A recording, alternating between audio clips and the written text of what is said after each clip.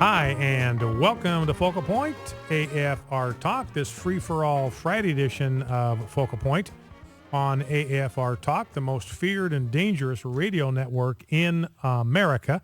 Honored and pleased to welcome to our decision maker line Kevin Haney.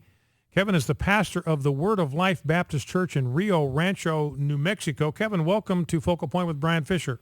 Thank you, sir. I appreciate that.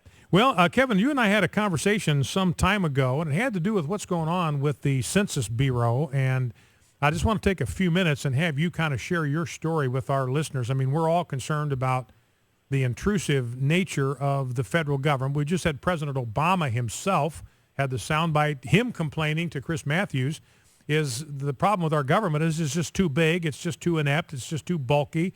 It's too antiquated, and it just keeps my brilliant leadership from being manifested. So even President Obama now is out there complaining about the size and bulkiness of the federal government and using that as an excuse for why his brilliant leadership hasn't been more on display. So we've been concerned, and as conservatives, all of us are concerned about out-of-control government. We recognize that a lot of people think that government is God on the left, and President Obama is their messiah and all that. It's a substitute religion. Kirsten Powers said the same thing. I was trapped in the religion of democratic politics. It was like a religion. And so we've been concerned about kind of the overreach of the federal government.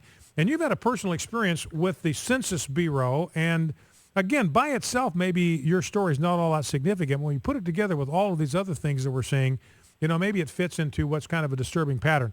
So tell us what your personal experience has been with the Census Bureau. Well, first, let me say, my experience of watching the president, whatever he says, whether it's a complaint or a suggestion or otherwise, or if he even says he's not going to do something, that's exactly what he's going to do. It's just, kind of fallen that. It's come about to be that way over the years. It's just, whatever he says, that's what he's going to do. He says he's not going to do it, he's going to do it. So you just kind of take the opposite of whatever he says and figure that's what he's going to pursue. Oh, absolutely. Yeah. And if he complains about the Republicans or any opponent for that matter, that also is exactly what he does. Because it's again, it comes back to the basic principle you find in the Bible. The accuser is the one who's guilty of the crime. But let me go ahead and tell you a little bit about what's happened. In the spring of last year, among other things I was persuaded to do was become chairman of a political committee called We the People. From that moment on, all of a sudden things began to change in my life. Well, Kevin, obviously you are a subversive element. I mean, you're taking the name of your group from the first three words of the Constitution. How much more dangerous and subversive could you possibly be? Well, what was interesting is a week after we had submitted the papers to our state capitol, it came out on the internet and other places that we were one of those subversives you're talking about that were being watched. Oh, really? And, yeah. Oh, wow. But not long after that came a letter from the Census Bureau letting me know that there was going to be a person contacting me, and they would like to just ask me a few questions about the economy and how it is affecting our family. Well, that seemed pretty innocent. I thought, what do I have to hide? We're just a humble little family here in Rio Rancho. So the lady came to our door, and for the first 5, I think it was 6 visits back in 2012, they were all about First of all, Kevin, I just want to stop right there for a second. You're saying that somebody from the Census Bureau came to your house 6 times? Showed up at your front door 6 times? Once a month for 6 months. Man, that's kind of creepy all by itself. Anyway, go ahead. Well, she was very nice. She had a little laptop. She asked me some very generic questions about, and they were pretty much the same questions every time about, what work do I do? Where do I work? Approximately how much I make, how much my wife makes, what is our status of our home? Is the economy affecting us in any way, etc. Well, they told me it was random, and I thought nothing in my life is random. God's in control of everything, including the government. So and maybe that goes back to what you were saying earlier, Kevin. If the government says it's random, it's not random. Exactly. Well, the next year, she said, I don't know if you'll be contacted next year. No, probably not. This is supposed to be a random, like drawing a name out of a hat. The next year they show up again, different person. And he said the same thing. This is random. And I said, how can this be random if you contact me twice in a row? Yeah, out of 315 million people that you could be talking to, you talked to me 2 years in a row. Right. Well, again, the question started off pretty basic questions, nothing, earth-shattering, except 2 months ago, back in October, one of the questions was, do you volunteer in any other organization outside of your home? Well, okay, yes.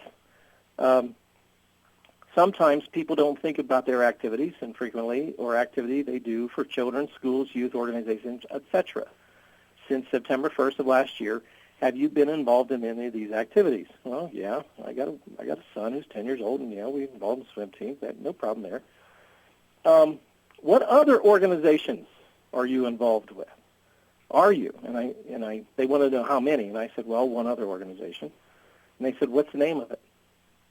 And I paused. And I said, well, I'm also involved with the Tea Party. I thought the guy's eyeballs were going to pop out. Well, that was fine, no problem. They wanted to know, how other activities and so forth, and they gave a list of religious, children, other educational, civic organizations, Lions Club, etc. No problem. The next month, he comes back. First question is, concerning local elections, like mayor and school board, how often do you vote? Always, sometimes, rarely, never. Well, I'm always. Next question.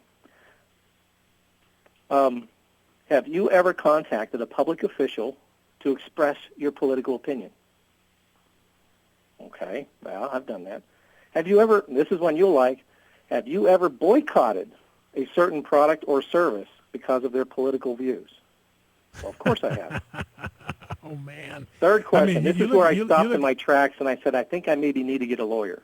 Well, you look at that boycott question, Kevin, talking here with Kevin Haney, who is the pastor of lost my sheet here. Yeah, the Word of Life Baptist Church in Rio Rancho, New Mexico, with these kind of intrusive visits from the Census Bureau. And Kevin, this bought or boycotted thing, I mean, it's hard not to think that that's targeted toward organizations like the AFA who do use that as a technique to influence corporate decisions. Anyway, go ahead.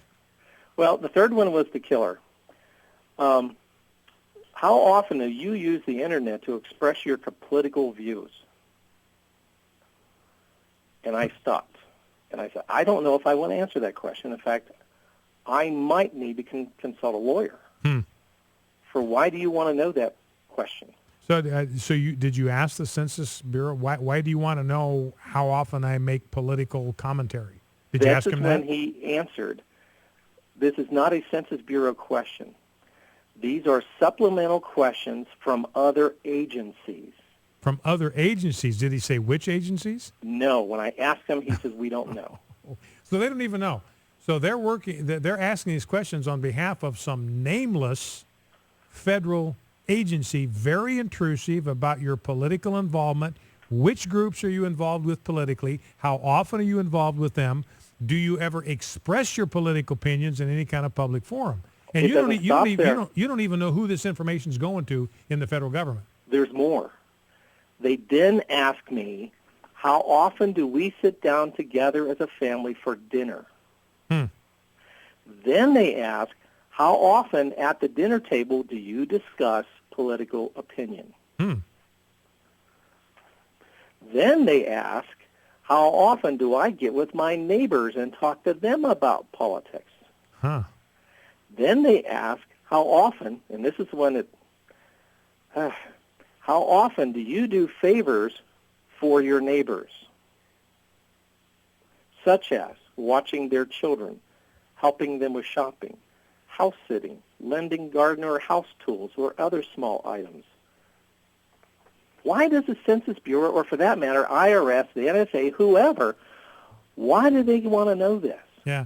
Well, and you can see where there would be some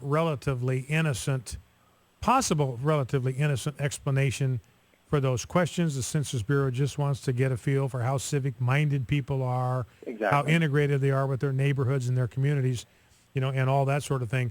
But, you think about it, Kevin, and we're got about a minute or so left here. I'll let you have the last word. But you think about, the first of all, the admission that this information is going to, you don't know who this information is going Exactly. to, but they've got your name, they've got your address, they've got a lot of fairly detailed information about you and your wife and your family and some of your religious and political leanings, and you don't know who's getting that information. And, we've seen what the IRS has been doing to kind of cob up the life of conservative organizations, Tea Party organizations in particular. In fact, I believe that probably President Obama's election is tainted. We ought to have an asterisk next to his 2012 election because the IRS kept the Tea Party movement from being able to be a functional part of the election cycle by all of this harassment. So, you just don't know. And, you think about it, Kevin, I'll give you the last word here. All the Constitution authorizes the Census Bureau to do is to get a head count. Exactly. Doesn't authorize them to ask all these intrusive questions about your family and your political engagement. If they really wanted that information for just information purposes without my name and address attached to it, they could have hired a marketing agency to ask those questions, and I would have answered them without any thought in mind. I've answered those questions for marketing agencies before. Why does the IRS and all those other agencies want this information? It goes back. There's been an article that came out about what they did to the Tea Party back in 2012, and we're coming up on 2014. And this is in the U.S. News Weekly magazine. They are explaining basically what they did with the IRS. They're now going to codify. Now, let me ask you this a last question, Kevin. Did you stop answering questions, or did you go ahead and cooperate with the whole list of questions? I at first turned them down, then I called them back and said, I'll go ahead and answer the questions. Part of the reason was I'm already a target. If I deny it, then maybe you think it'll raise additional suspicion. That's it. So I went in and answered the questions for a big reason. The only way to put out this fire is somebody stand up to the fire and see what's going on. Mm-hmm. All right, Kevin, listen, I appreciate you taking time to chat with us. Kevin Haney's been my guest, pastor of the Word of Life Baptist Church in Rio Rancho, New Mexico. And again, what happened to Kevin all by itself may not be significant, but it fits a larger pattern of intrusive government. Census Bureau has no constitutional authority to do anything other than get a head count. Well, Kevin, thanks for being with us, and God bless you, my friend. Thank you, sir. You're welcome. Focal Point AFR Talk back in 2. Stay with us.